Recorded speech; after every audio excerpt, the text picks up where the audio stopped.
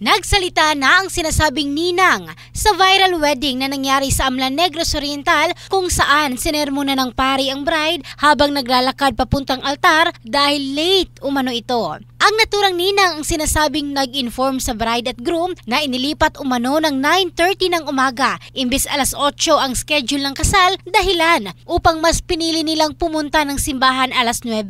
Hindi na rin pinangalanan ng nasabing ninang kung sino din ang nag-inform sa kanya hinggil sa changes ng schedule. Bagkus, inako na lang niya na siya ang may kasalanan sa lahat ng nangyari at nilinaw na hindi ang pari. Aniya, pagkatapos ng nangyari, kaagad niyang pinuntahan ang pari at humingi ng dispensa. Matapos naman ito ay dumiretso siya sa resepsyon ng kasal at sa harap ng maraming bisita. Inamin niya ang kanyang nagawang pagkakamali. Una na ring naglabas ng statement ang pari sa viral wedding video at sinabing miscommunication ang nangyari. Inamin din ito ang kanyang naging parte at humingi ng tawad sa bride at groom maging sa mga pamilya nito. Sa kabila ng mga nangyari, inaabangan ngayon ng karamihan ang umano'y part 2 ng kasal matapos marami ang nakisimpatya sa couple at nag-sponsor para sa darating na event. In the heart of changing lives, ito si Michelle Craste ng Brigada News Philippines, the Music and News Authority.